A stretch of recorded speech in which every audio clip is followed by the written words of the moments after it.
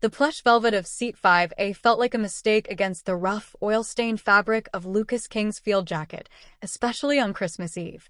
He shifted uncomfortably, pulling his frayed sleeves down to cover the heavy tactical watch on his left wrist, a reflex born from years of hiding the Shadow 1 engraving from prying eyes.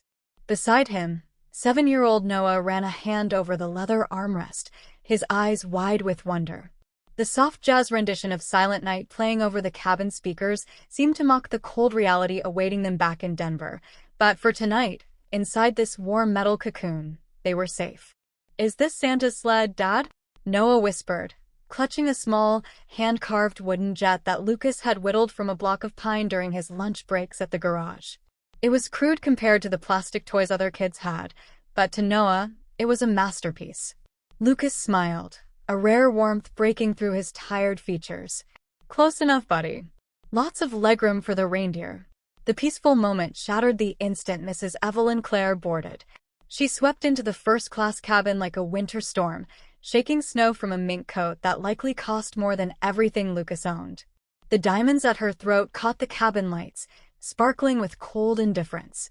She stopped dead in the aisle, her gaze landing on Lucas in seat 5A and then shifting to her own seat, 5B. The disgust was immediate and visceral. "Miss." Evelyn snapped her fingers at a passing flight attendant, her voice carrying the sharp edge of entitlement. "There must be a mistake. I paid for exclusivity, not a charity ward. Why is someone from maintenance sitting in my row?" The flight attendant, Sarah, stepped forward with a polite but firm smile. "It's fully booked, ma'am. And Mr. King received a holiday courtesy upgrade for his service. Please take your seat so we can depart." Evelyn let out a dramatic, shuddering sigh, as if she had been asked to wade through mud. She squeezed past Lucas, holding her breath, and collapsed into her seat. From her purse, she produced a bottle of expensive perfume and spritzed the air between them aggressively, muttering about industrial odors and slipping standards. Lucas swallowed his pride, turning to her with a nod. "Merry Christmas, ma'am." Evelyn didn't even turn her head. She simply pulled a silk sleep mask from her bag, effectively erasing him from her world. Noah, oblivious to the tension, continued to fly his wooden jet over the armrest. Whoosh, landing gear down. His small fingers fumbled, and the wooden plane slipped, tumbling onto the floor and bouncing lightly against the toe of Evelyn's Italian leather boot. She recoiled as if burned. In a flash of irritation, she kicked the toy away, sending it skittering under the seat across the aisle. "Control your child," she hissed, her voice venomous. "Keep your trash and your child on your side of the armrest, or I'll have you moved to the back where you belong." Lucas clenched his jaw so hard it ached, picking up the toy in silence, proving that sometimes the strongest armor isn't metal, but restraint. At 35,000 feet, the turbulence hit like a hammer blow, shaking the ornaments off the cabin's small Christmas tree. The festive jazz music stuttered and died, replaced by the ominous groaning of the airframe stressing against invisible forces. Outside the window, the world had dissolved into a pitch-black void, swallowed by a blizzard that stretched across the Midwest like a bruising bruise on the atmosphere. Noah gripped his father's arm with white-knuckled intensity, his wooden jet pressed tight against his chest. "Dad?" he asked, his voice trembling slightly as the floor dropped out from under them again. "Are the reindeer kicking the sleigh? Is Santa flying too fast?" Lucas didn't smile this time. His body had gone rigid, his internal gyroscope sensing what the passengers couldn't. It wasn't just wind. He felt a rhythmic, violent shudder in the floorboards, a deep, mechanical coughing that vibrated up his spine. "Only when he's flying fast, buddy." Lucas lied smoothly, keeping his voice steady for his son, but his mind was racing. Compressor stall. Right engine. Probably ice ingestion. Across the aisle, the facade of Mrs. Evelyn Clare had cracked wide open. A sudden lurch sent her champagne flute sliding off the tray table, shattering against the bulkhead. The sound of breaking glass caused a ripple of gasps throughout the cabin. Evelyn was pale, her knuckles clutching a string of pearl rosary beads, so tight they looked ready to snap. She stared straight ahead, eyes squeezed shut, muttering prayers in a frantic whisper, yet she angled her body away from Lucas as if his very presence was more dangerous than the storm. Then, the cabin lights flickered and died. A collective scream was stifled as the emergency red floor lighting washed the cabin in a blood-colored glow. The intercom crackled to life, the captain's voice tight but professional. "Ladies and gentlemen, we are experiencing a critical mechanical failure in the number 2 engine. We are diverting to Ellsworth Air Force Base immediately. Flight attendants, prepare the cabin for emergency landing." The plane banked sharply to the left, a sickening sliding motion that pressed everyone into their seats. Gravity seemed to double. Evelyn let out a high-pitched cry, her head lolling dangerously close to the hard plastic of the window frame as the aircraft fought for stability. Instinct overrode history. Lucas didn't see a rich woman who despised him. He saw a civilian in distress. He reached out a steadying hand, his large, calloused palm moving to brace her arm and keep her from injury. "Get off!" Evelyn shrieked, her eyes snapping open wide with panic. She slapped his hand away with shocking force, her face twisted in a snarl that looked demonic in the red emergency light. "Don't touch me. I don't need help from you people." Lucas recoiled, the sting on his hand nothing compared to the shock of witnessing such deep-seated hatred survive, even the fear of death. He pulled his hand back to his own chest, wrapping his arm around Noah instead, shielding his son's eyes from the ugliness across the aisle. As the ground rushed up to meet them, unseen in the blizzard, Lucas closed his eyes and let his old flight reflexes take over, his fingers twitching on phantom controls. The landing gear slammed onto the military runway with a bone-jarring thud, skidding on ice before finally screeching to a halt near the hangars. A collective gasp of relief sucked the remaining oxygen from the cabin as the plane shuddered to a standstill. While passengers clapped nervously, Lucas King didn't join them. He was busy wiping the condensation from the frosted window, his eyes narrowing as he scanned the desolate, snow-swept tarmac. Through the swirling blizzard, he spotted the hulking dark shapes of B-1 Lancer bombers and, more surprisingly, the sharp, predatory silhouettes of F-22 Raptors parked in a row. He knew those machines better than he knew the layout of his own apartment. "Ellsworth," he murmured, recognizing the base instantly. The deplaning process was brutal. The moment the cabin doors opened, the South Dakota wind cut through them like a knife. It howled across the open stairs, carrying ice crystals that stung exposed skin. Evelyn Clare was the first off, clutching her mink coat around her neck, her voice shrill enough to be heard over the wind. "This is unacceptable. I have a Christmas Eve gala in Denver. You can't just dump us in a frozen wasteland." She nearly tripped on the icy metal stairs, ignoring the hand of a young airman trying to assist her. They were ushered into a massive, cavernous hangar that had been hastily converted into a holding area. It smelled of JP-8 jet fuel, old canvas, and cold steel. Rows of green military cots were set up, and young soldiers moved among the shivering civilians, handing out wool blankets and brown plastic packets of MRE's meals, ready to eat. "You must be joking," Evelyn scoffed when a corporal offered her a packet of beef stew. She recoiled as if he had offered her a live grenade. "I do not eat dog food. Get me a private car. I know General Miller at the Pentagon. I will have this entire base reprimanded for incompetence." She marched away, finding a secluded spot near a heater to furiously tap on her phone, isolating herself from the commoners. Lucas and Noah found a quiet corner on a cot. Lucas opened the MRE with practiced ease, showing Noah how to use the chemical heater. "Check this out, Noah. It cooks itself. Magic, right?" Noah's eyes went wide as steam rose from the pouch. They shared the meal in humble silence, grateful just to be on solid ground. Suddenly, a side door banged open. A blast of cold air announced the arrival of a group of men and women in green flight suits. They shook snow off their shoulders, laughing and talking with the distinct, swaggering energy of fighter pilots. They were the alert squadron, stuck on base for the holiday just like the passengers. Evelyn spotted the rank insignia on the lead pilot's shoulders and pounced. She rushed across the concrete floor, waving her phone. "You there, officer? I demand transport immediately." While she began her tirade, Noah wandered over to a tactical poster pinned on the hangar wall, depicting jet formations. He pointed a small finger at a complex diagram of 2 jets splitting in opposite directions. Lucas leaned down, forgetting for a moment where he was, his voice dropping into the low, revered tone of a teacher. "That maneuver?" Lucas whispered, tracing the line on the paper. "We called that the shadow break. It's how you disappear from radar."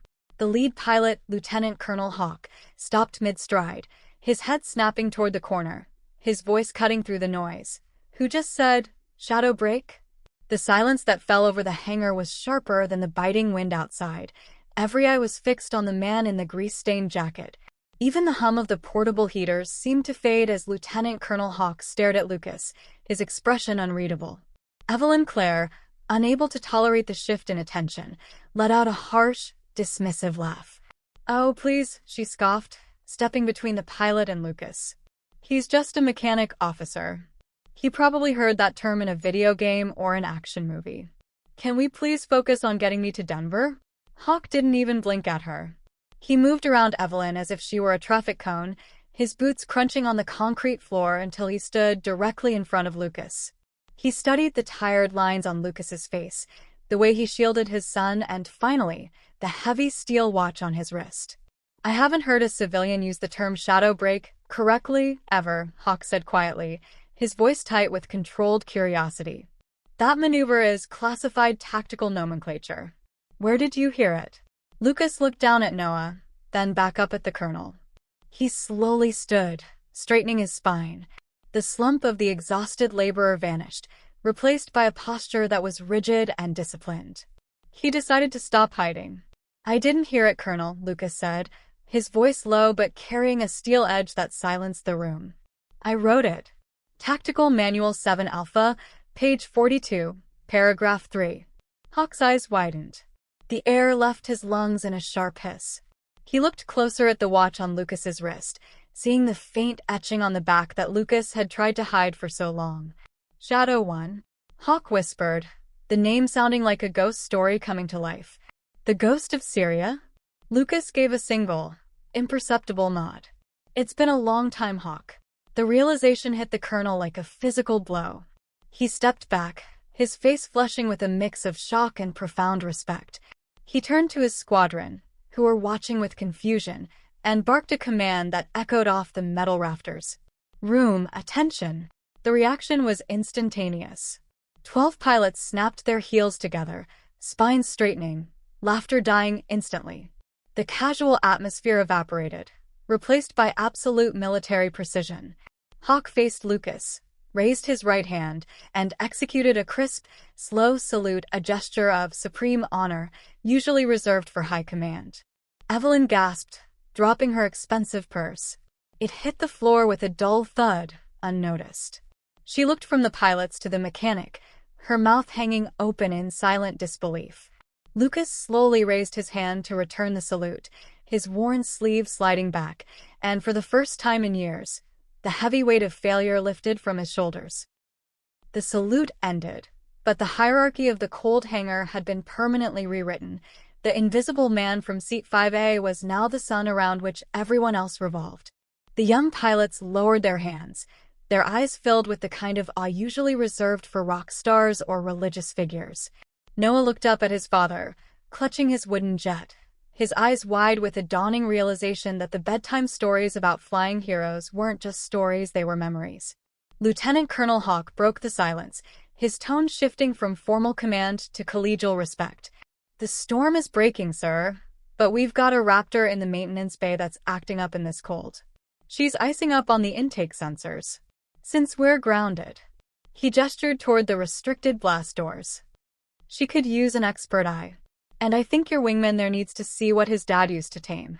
Lucas hesitated, then looked at Noah's hopeful face. "I'd like that," Lucas said softly. They moved to the adjacent bay, a cathedral of concrete housing the sleek, predatory shape of an F-22 Raptor. It sat silent and dark, a sleeping beast. Lucas walked toward it with an unconscious swagger, his hand brushing the fuselage with the tenderness of a man greeting an old lover. He lifted Noah effortlessly onto the ladder, letting the boy peer into the cockpit. "You see that screen, Noah?" Lucas pointed, his voice steady and authoritative. "That's the situational awareness display. It tells you everything: friend, foe, wind, speed. But the machine only knows the math. The pilot has to know the heart. Noah listened, mesmerized, touching the cold metal as if it were holy. Standing back near the entrance, Evelyn Clare watched. Stripped of her ability to command the room with wealth, she looked small and frail in her fur coat. She watched the pilots hang on Lucas's every word. She watched the mechanic transform into a master of a world she couldn't even comprehend. The diamonds at her throat felt heavy, a cold weight of vanity that offered no warmth against the shame rising in her chest. She took a shaky breath and walked toward the aircraft. She didn't march this time, she walked. When she reached Lucas, she stopped. The pilots fell silent, protective of their legend, but Lucas turned to face her, his expression calm. Evelyn slowly pulled off her leather gloves, a gesture of vulnerability, exposing her aging, trembling hands to the cold air. "I judged the book by a cover I felt superior to," she said, her voice lacking its usual shrill edge. "I was looking at your clothes, Mr. King, and I missed the man wearing them. I was profoundly wrong." She extended a hand. There was no money in it, no business card, just an open palm. "I am sorry. Truly." Lucas looked at her hand, then up at her eyes. He saw the fear and the loneliness of an old woman on Christmas Eve who had realized her money couldn't buy the one thing that mattered: dignity. He reached out and took her hand, his grip warm and firm. "We all fly blind sometimes, ma'am," Lucas said gently. "It's how we correct our course that matters." The blizzard broke just as the first light of Christmas morning touched the snow-covered runway, painting the world in gold. The hangars that had looked menacing in the dark now stood proud against a clear, piercing blue sky. As the all-clear for boarding echoed through the facility, Lieutenant Colonel Hawk intercepted Lucas near the blast doors. He didn't offer a handshake this time. He offered a future. He pressed a heavy, embossed card into Lucas's hand. "We need instructors for the academy, sir," Hawk said, his voice low enough to be private. "We have plenty of pilots who can fly, but we're short on men who can survive. We need civilians who know the shadow break. Think about it. The pay is substantially better than a garage." Lucas looked at the card. It wasn't charity, it was recognition. It was a key to a door he thought he had locked forever. "I'll think about it, Hawk." "Thank you." Back on the plane, the atmosphere had transformed. The fear of the night before had evaporated, replaced by the weary but warm camaraderie of survivors. When they reached row 5, Evelyn Clare stopped. She looked at the plush window seat at 5A, then at Noah, who was craning his neck to see the sunrise. "Mr. King," Evelyn said, gesturing to the window.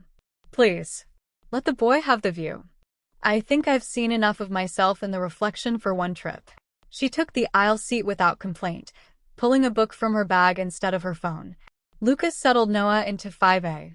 As the plane roared down the runway smoothly, this time Noah pressed his face and his wooden jet against the glass. "Look, Dad. We're racing the sun." Lucas sat back, clutching the business card in his pocket. He thought about the oil stains on his jacket, the cold nights in the garage, and the constant worry about rent. Then he looked at the card again. Tactical instructor. It was a way out. They landed in Denver to a terminal filled with the chaos of Christmas reunions. Balloons, tears, and families rushing into embraces filled the arrival hall. Lucas shouldered his duffel bag, holding Noah's hand tight. As they walked toward the exit, Noah looked up, gripping his wooden plane. "Dad? The pilot called you Shadow. Are you going to be a pilot again? Are you going to fly jets?" Lucas stopped near the sliding glass doors. The morning sun was pouring in, bright and blinding. He squeezed Noah's hand, looking down at the boy who had been his anchor through the storm. "No, buddy," Lucas said, a genuine smile reaching his eyes. "I'm not going to fly them. I'm going to teach them. I'm going to teach them how to fly right, so they always come home." Noah seemed to consider this, then nodded solemnly. "That's even better. Teachers are important." "Yeah," Lucas agreed, the weight in his chest finally gone.